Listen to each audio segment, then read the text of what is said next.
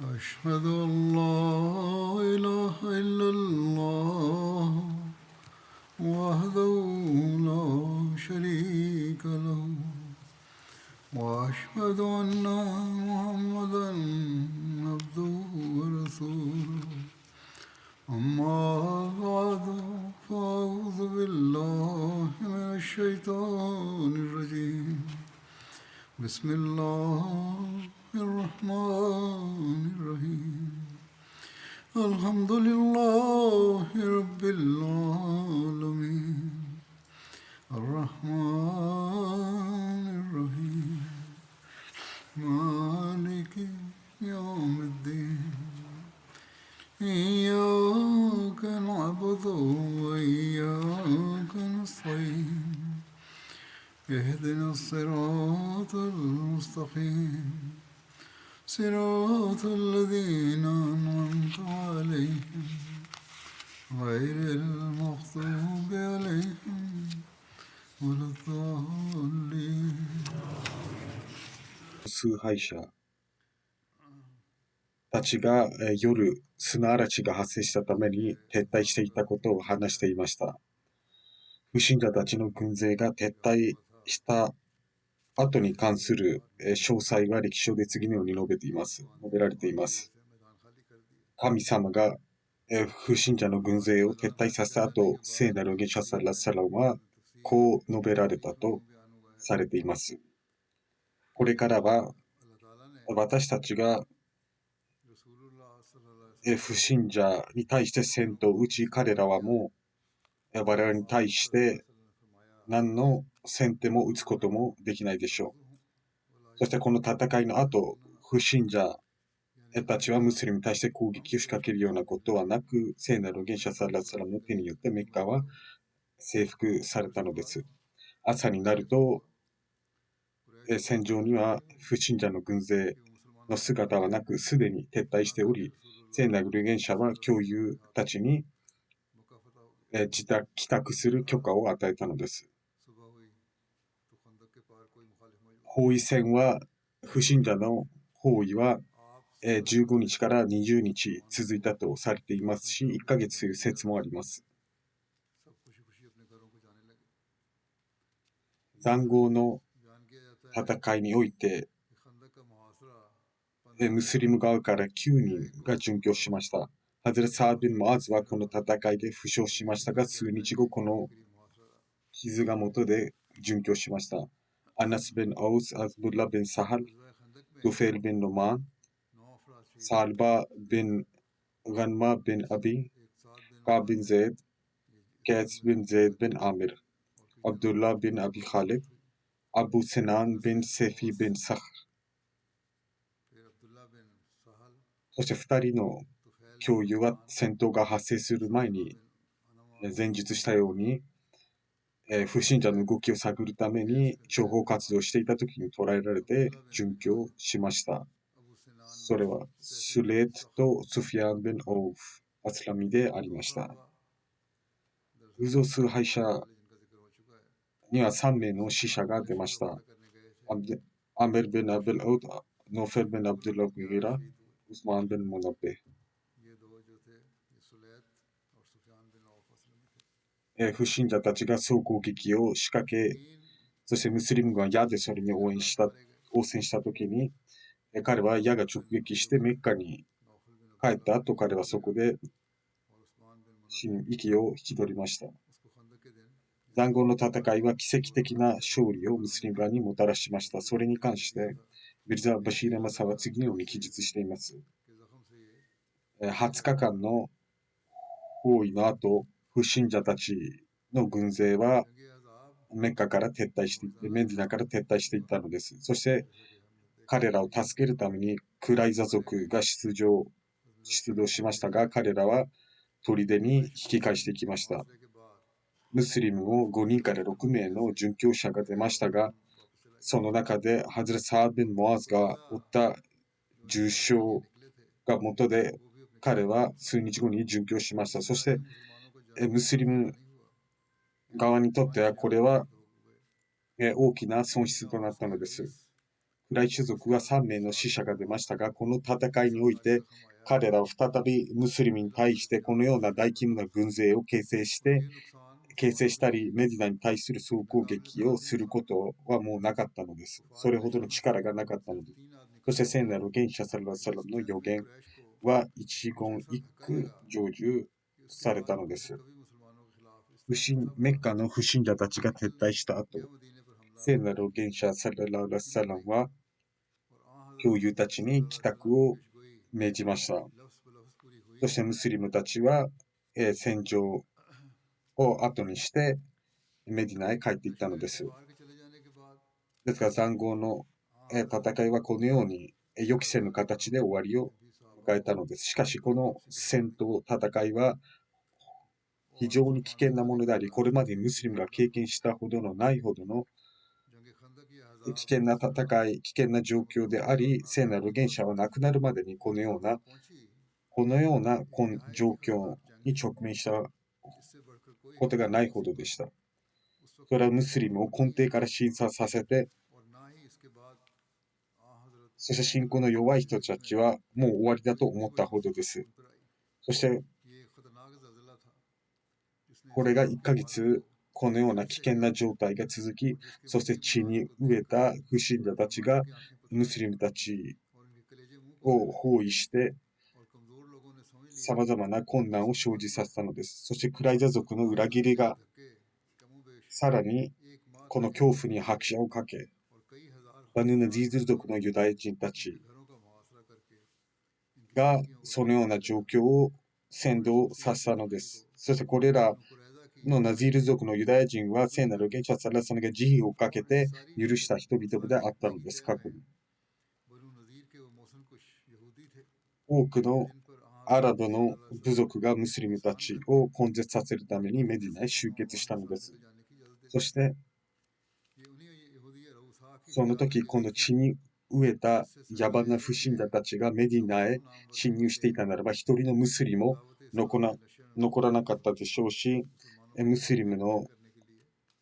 女性の尊厳も失われていたでしょう。これはただただ神様のおかげで、そして神様の助けによって、このような大規模な軍勢が撤退することになり、そしてムスリムたちはまた平安を取り戻し、無事に帰宅したのです。しかし、クライザ族側からの危険はまだあり、彼らはこのような困難な状況においてムスリムを裏切っていたのです。そして彼らは砦へ引き返し、砦に立てこもり、そして彼らはもう私たちに指一本誰も触れることはできないと勘違いしていました。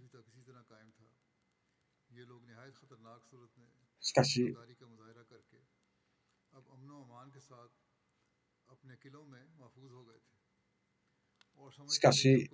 何らかの対処を講じなければならず、なぜかというと彼らは隠れた大蛇のような存在にメディナにおいてなっていたからです。そしてナゼィール族との経験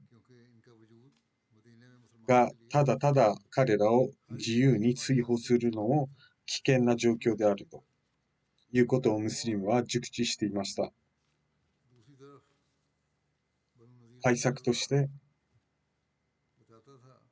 クライザ族に対する対処も行われ、これはクライザ族への遠征と呼ばれています。ズルカーダの月、ヒジュラ歴5年に発生しました。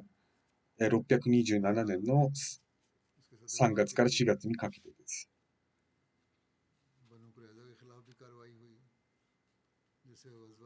聖クラーンにもこの出来事に関する記述があります。アワンダララゼィナ・ザハルミンアヒルキタベミンセアシヒンوقذف في قلوبهم رعبا فريقا وتقتلون وتأسرون فريقا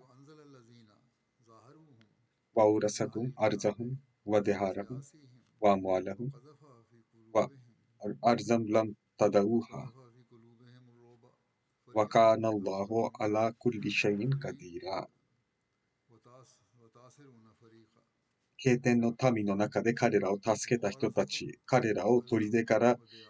出さしめ、そして彼らの心には恐怖で覆われた。一方では捕虜を取り、もう一方では戦っていた。そして彼らの土地、不動産、富の相続させ、そしてあなた方がこれまでに、見たこともないような土地を引き継がした。神様はすべてのものに対して、全能全権を持っておられる。クライザ族の歴史は、クライザ族はユダヤ人の部族の一つであり、クライザという人物の子孫であり、彼はメディナから数キロ離れた、砦に住んでいた人です。ですから彼らはそこから名前の由来はされたという。クライザは二人の兄弟であり、彼らは預言者アロンの子孫であったとされています。一人の子孫はバヌクレザと呼ばれ、もう一人はバヌナズィーと呼ばれていたのですよ。この戦争の背景は、以前の説教でも述べましたが、クライザ族は戦争が起きているときに、塹壕の戦いが起きているときに、ムスリムとの協定を一方的に破棄して、クライ種族を支援、彼らに加担したのです。そして聖なる預言者と彼らの間に結ばれたすべての条約協定を一方的に保護したのです。聖なる預言者が塹壕の戦いを終えて帰宅なされると、聖なる預言者と教友たちは武器を置きました。そして聖なる預言者はハズレ大社の家に入って水を飲まれ、そして自身のブーズをしましたのです。そして香水をつけてゾホルの礼拝を捧げたとされています。ハズレ大社によりますと、一人の人物が来て私たちにサラームしました。在宅中に。彼は聖なる現象を呼び、聖なる現象は急いで彼の方へ向かい、私はドアの後ろからこの光景を見ていました。するとそこにはハズレ・デハカルビがおられ、そして彼はターバンを巻いていました。聖なる現者、サララサラ乗り物に背を持たれて立っていられました。彼はこう言いました。聖なる現象、あなたは武器をもうすでに置いてしまいました。神に誓って私たちはまだ置いていません。また別の伝承によると、あなたが敵と対峙した時から、まだ天使たちは武器を置いていないとも言われています。つまり天使がまだ武器を置いていないということです。ハムラウル・アサドに着くまで。そして神様は彼を打ち負かしたと。次はあっちの方へ向いてください。聖なる武者はどちらと言いますと、彼は指を指して、つまりクライザ族がいる方向にです。ハズレ大社によりますと、私は家の中に入って聖なる現者がお越しになると、私はこう聞きました。聖なる現者よ。あの人物は、あなたが話しておられた人物は誰であったのですかと。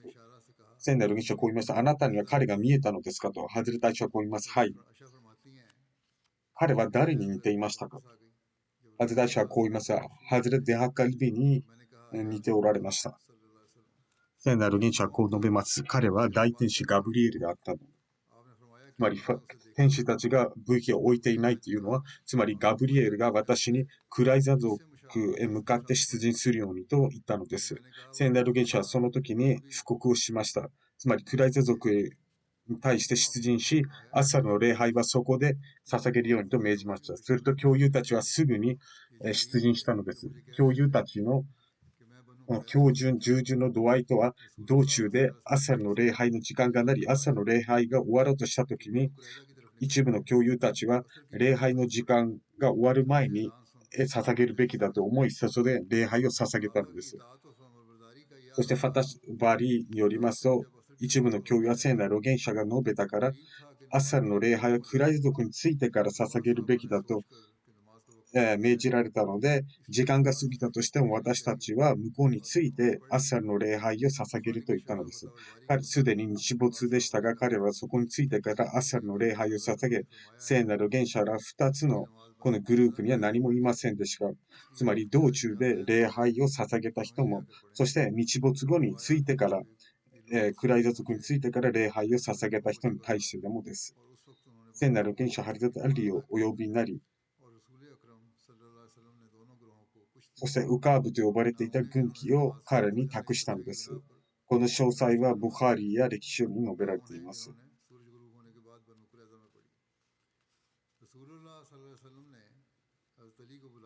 まず聖なる元首サララサラムはハズレット・アリーに一つの部隊を託して前進させたのです。そして自らもその後ろに続きました。ミルザ・バシール・マサーはこの詳細についてこう述べています。聖なる元首サララサラムが塹壕の戦いを終えてメディナに帰ってこられると、今武器や鎧を脱いでいる最中、神様から幻影でクライザー族の裏切りに対して何らかの対処をしない限りまだ武器を置くべきではないと神様から告げられたのです。そしてクライザー族へ向けて進軍するように命じられたのです。すると聖なる元首はすぐに教友たちに布告をして、すぐにクライザー族の砦へ向かって出陣するように命じたのです。そして朝の礼拝を向こうに着いてから捧げるようにと命じられました。そしてハズレタ・アリをすぐに一部隊を託して進軍させたのです。ハズレタ・アイシャの伝承もありましたが、ミルザ・バシール・ムサは幻影としていますし、その幻影はハズレタ・アイシャも見たかもしれません。よくあることです。クライザ族への出陣に関して聖なる元首サララサラムはメディナにはハズレタ・イブネ・ウメ・マクトゥームを代理人に任命して、クライザ族水曜日に出陣なさるなど、そしてズルカーダにはまだ7日残っていました。聖なる元首は鎧を見つけ、兜を着て、そして手には槍を持ち、そして盾は首にかけ、そしてレーブというご自身の馬に乗られて出陣したのです。ムスリム軍は36頭の馬を有しており、聖なる元首は恐竜たちと共に出陣しました。イブネ・サードによりますと、聖なる元首と共には3000人の部隊がいたということです。前日したように、ハズレット・アリーはムハジルンとアンサールの一部を率いて、すでにクライザ族の砦ですでに到着していました。アブカタダによりますと、私たちはバヌ・クラザにつき、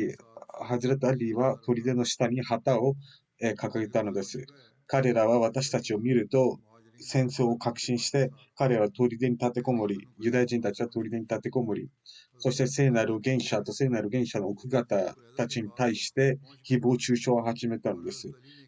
アブカタダによりも私たちは沈黙を貫き、その誹謗中傷に対して何も言い返すようなことはしません。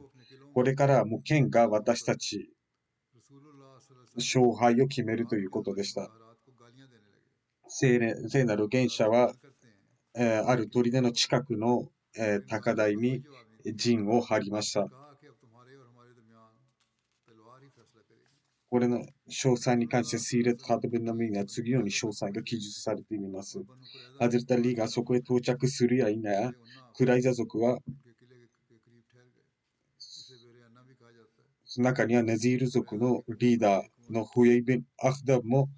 砦に立てこもっており、彼ら自身の裏切りに対しを後悔して慈悲を求めればよかったのですが、彼らは大胆にも聖なる元首に対して誹謗中傷を繰り返し、そして非常に、卑猥な、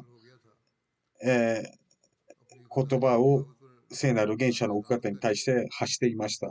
ハズレット・アリーとその部隊が到着して間もなく聖なる元首も武装して兵を率いて出陣なされましたメディナから。その時聖なる元首は馬に乗っておられる、大多数の聖なる元首たちがこの砦の近くに到着すると、ハズレタ・アリーは聖なる元首を出迎えるためにちょっと下がっていましたが、ハズレタ・アリーはこう言いました。聖なる元首を自ら前線に行く必要はございません。私たちが十分であると。聖なる元首は状況を理解し、クライザ族は私に対して何らかの誹謗中傷しているんですかと。ハズレタアリが止めているということは何らかがあったということでしょう。ハズレットアリはこう言いました。はい、そうです。聖なる預言者よ。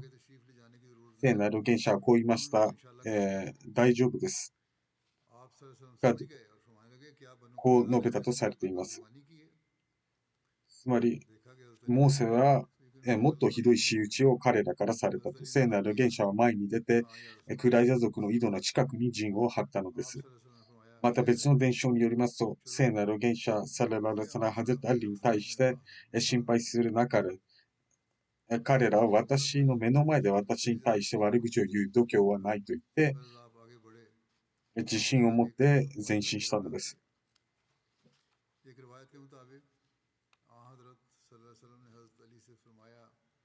ムスリムたちの食事についても記述があります。すべての教友たちは聖なる預言者サラッサライシャーマデには集結して、そしてサーベル・オバダが、ナツメヤシを担いだ一頭のラクダをムスリムと聖なる預言者のために手配したのです。そして聖なる預言者はカジュールはなんと素晴らしい食事かなと述べられたとされています。そしてムスリムたちがクライザ族の砦を包囲したことに対する記述、出来事がもっとあります。聖なる預言者は早朝、ムスリムたちは砦に対して矢を浴びせ始め、そして投石もしていました。そして彼らも矢でや投石で応戦していたのです。そして夕方になり、そして砦の周りでムスリムたちは休息を取り、ムスリムたちは順番に、継続的に攻撃を加えていました、砦に対して。聖なる預言者はずっとその攻撃を継続させ、そしてユダヤ人はもう勝てる見込みがないことを知り、もう私たちをほっときなさい、交渉しましょうと呼びかけてきたのです。聖なる預言者は分かりましたと言いました。オバーシュに係する人物を施設としてユダヤ人側に送ったのです。彼らは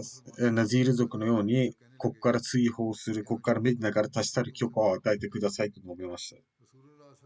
そして私たちの武器も富もあなた方に、託し、どうかお許しくださいと述べたのです。命だけは助けてくださいと懇願したのです。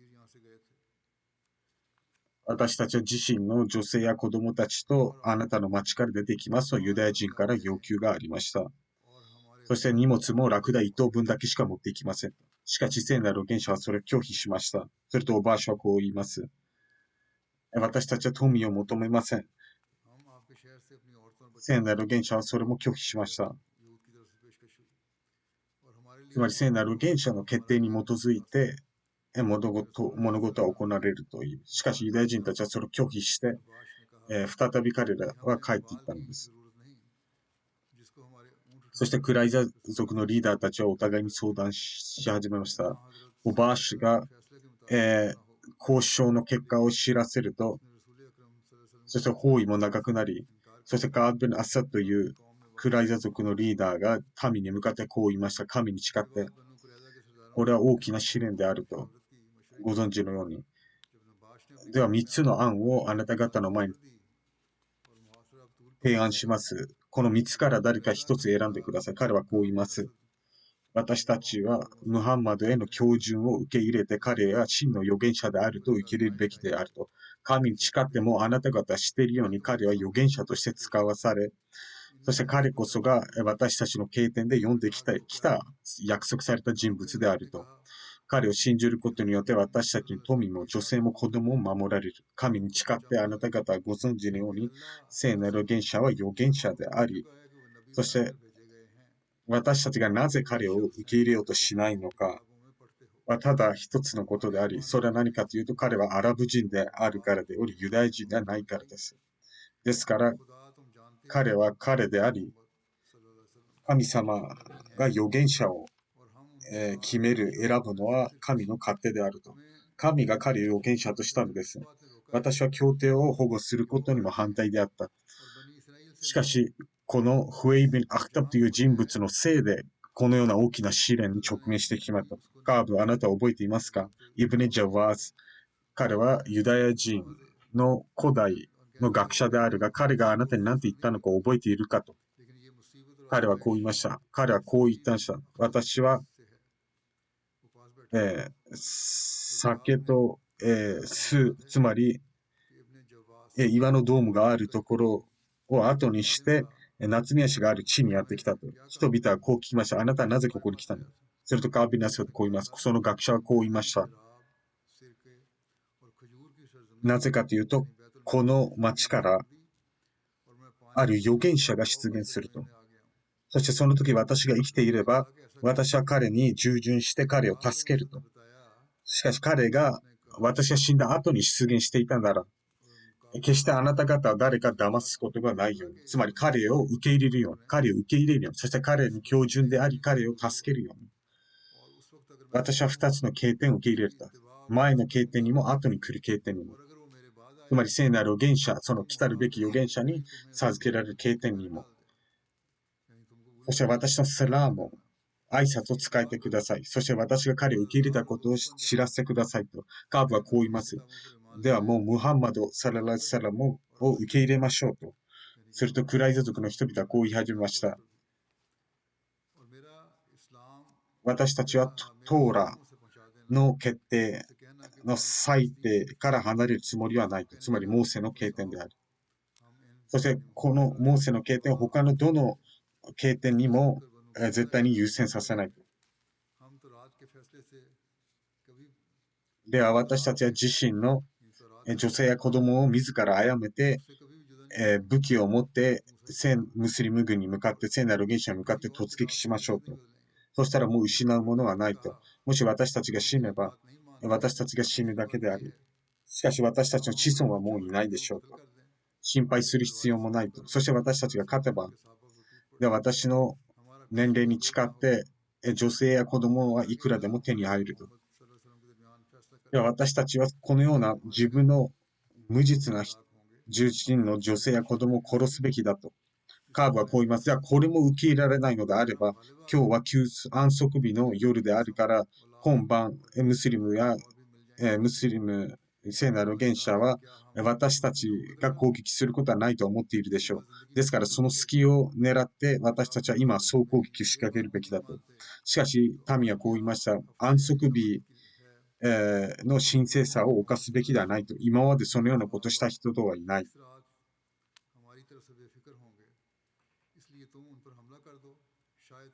誰もこのカーブの3つの提案の中の1つも受け入れないことになったんです。カーブの後、アマン・ビン・ソーダというユダヤ人が立ち上がり、こう言いました。ユダヤ人の人々、あなた方は聖なる預言者ムハンマドと協定を結びましたが、一方的にあなた方はそれを保護しました。私はその協定に参加せず、そしてあなた方と共にこの協定の保護にも参加しませんでした。彼の宗教が受け入れたくないのであれば、せめてユダヤ教の教えは守るようにしてくださいと。そしてジズや人頭税を彼らに払って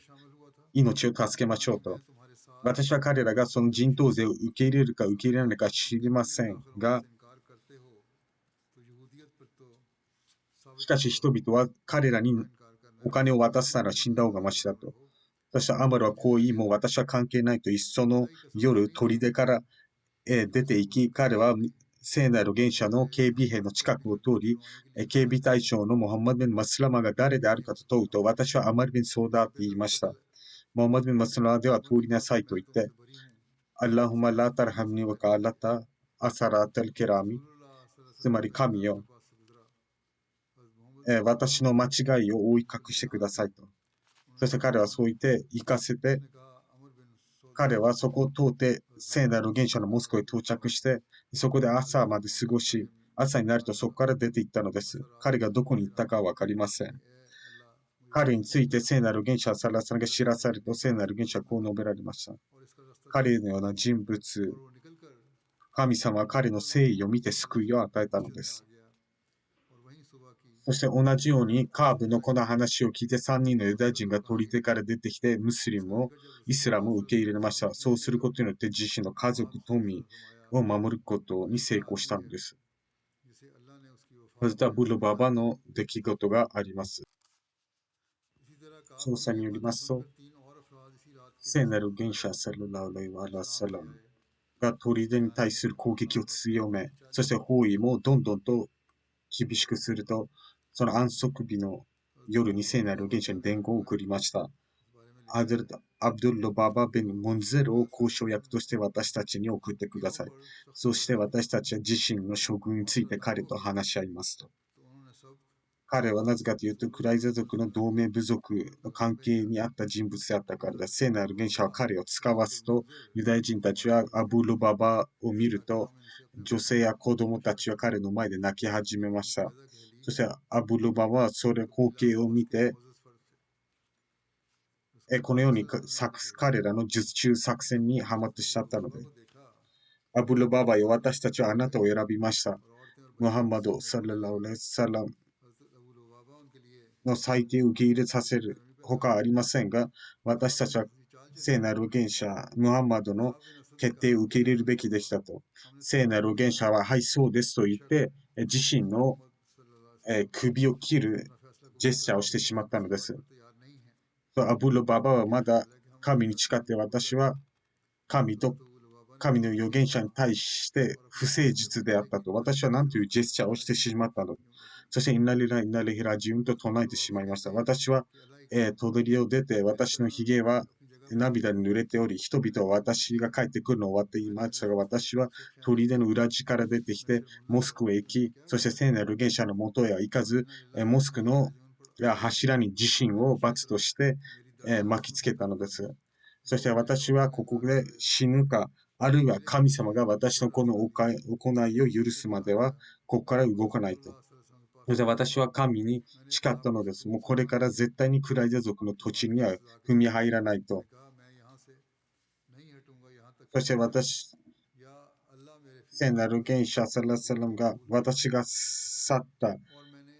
私のこの愚行のことについてすると、聖なる預言者は神様が彼の処遇を決めると言いました。聖なる預言者はこう言いました。もし私の元へ来たなら私は彼に許しを神様に求めていたでしょう。しかし私の元へ来なかったなら彼をしばらく放っておきなさいと言いました。アブルバはこう言いました。私は飲食もせずに何日間か過ごし、私は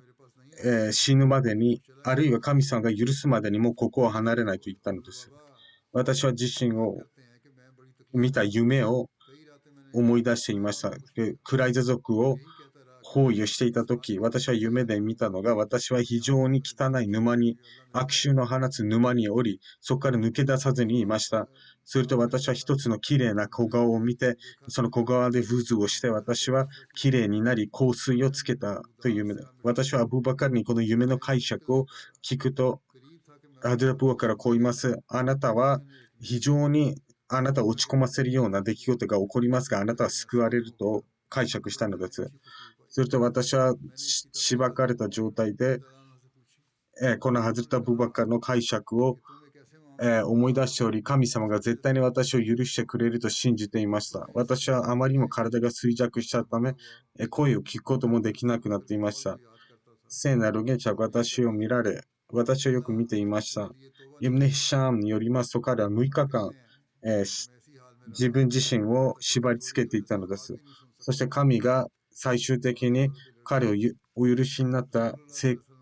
啓示を授けたのです。聖クラーンの啓示です。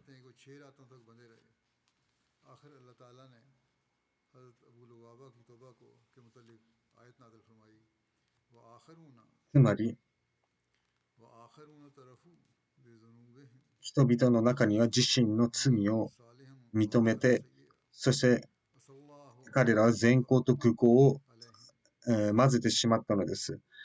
神様は必ずお許しになるお方であり、慈悲を何度もかけることである。アブルババの当番について、つまり悔い改めたことについて、聖なる預言者は、この聖クラーンの啓示を早朝受けたとされます。ウメサルマの家に聖なる預言者がおられ、ウメサルマはこう述べています。私は聖なる預言者が早朝微笑んでいるのを見ました。私はこう言いました。聖なる預言者よ。アッラがあなたの微笑みを絶やさないように、なぜ微笑んでいるのですかと。アブルババに対する朗報があります。彼女はこう言いました。私は彼にこの朗報を伝えていいですかと。聖なる賢者は、はい、彼に伝えてくださいと言いました。彼は自身のドアの前に立って、アブルババよ、喜びなさい。神様があなたの当番を受け入れたと。人々は彼をほどくために行くと、彼はこう言いました。いいえ、聖なる元者自身が私をほどくと。縄をほどくなら聖なる元者ご自身がしてほしいと。聖なる元者がファジャの礼拝のためにお越しになると自らの手で縄をほどいたのです。アブルバはこう言いました。聖なる元者、私の当場とは、私は自身が犯した罪がある家ですら後にしたいと。私はすべての富を神のために献金すると。聖なる元首はこう言いました。アブルババよ。3分の1で十分であると。これもはっきりしなければなりませんが、アブルババに関するこの出来事、この出来事の詳細はサハエシッターにはありません。アブルババがしたジェスチャーは彼の勘違いかもしれません。しかし歴史書にはこの出来事が述べられているのです。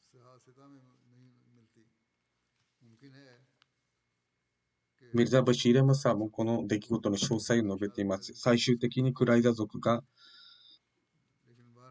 包囲戦に耐えかねて、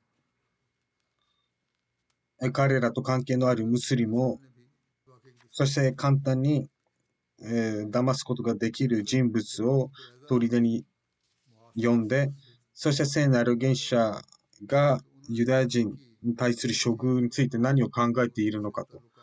そしてそうすることによって対策を講じることができると考えて、彼らは聖なる元者に施設を送り、アブルババベン・ムンゼル・アンサリーを交渉役として呼ぶようにと、相談できるようにと、すると聖なる元者はその許可を与えてアブルババは彼らの砦に行ったのです。クライザ族のリーダーたちは、アブルババが砦に入ってくるや否や、すべてのユダヤ人の女性や子供たちは泣きながら彼を取り囲んで自身がどれほどの困難に直面しているかということを彼らにそのような影響を与えるようにと。アブルババはそれに術中にはまってしまい、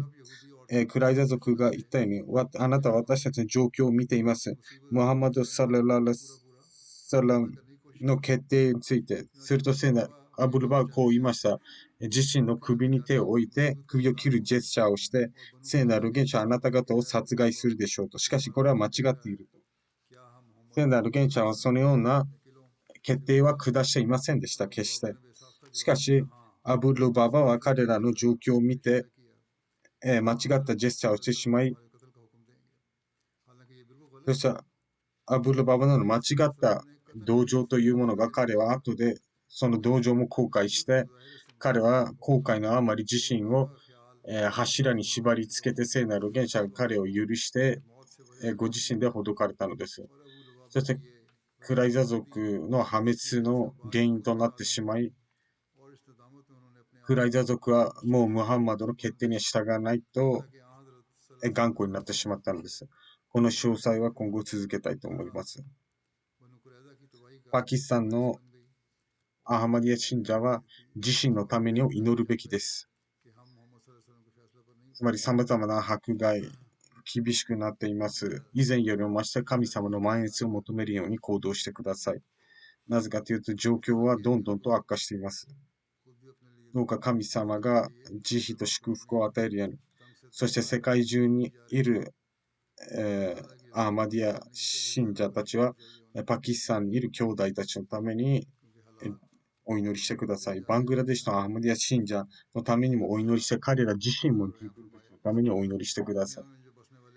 い。アーマディア信者は非常に様々な困難に直面しています。アルジェリアのアーマディア信者もお守りするように、彼らも捕らえられたり、厳しい迫害に直面しています。神様が信仰を強固にするように、スーダンのアハマディア信者も困難な状況下にいます。内戦のせいで。彼らのためにお祈りしてください。すべての場所において、カルマを唱える人はカルマを唱える人によって苦しめられています。そのため、ムスリムではない人、ムスリムの敵たちは、大きな危害を加えています。たくさんお祈りしてください。どうか神様がイスラエル政府、そしてアメリカ政府、そして超大国の手を止めることができます。神様はすべての力を有しています。しかしそのためには、ムスリムたちも自身の行動を悔い改めて、神様の満悦、神様の教えのもとに作らなければなりませんし、お互い兄弟のようにならなければなりません。お互いの不和を取り除けなりません。そうすることによって神様の助けが得られるのです。それが欲しいのであれば、私たちは信者として全うしなければなりません。どうか私たちのムスリムたちのその機会を授けるように。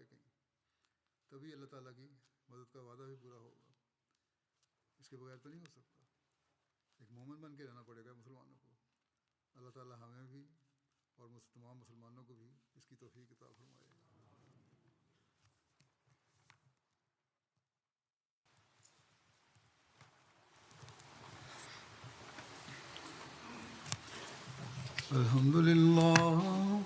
الحمد لله نحمده ونستعينه ونستغفره ونؤمن به ونتوكل عليه ونعوذ بالله من شرور أنفسنا ومن سيئات أعمالنا من يهده الله فلا مضل له ومن يضلل فلا هادي له ونشهد أن لا إله إلا الله ونشهد أن محمدا عبده ورسوله عباد الله رحمكم الله إن الله يأمر بالعدل والإحسان وإيتاء ذي القربى وينهى عن الفحشاء والمنكر والبغي يعظكم لعلكم تذكرون اذكروا الله يذكركم وادعوه يستجب لكم ولذكر الله أكبر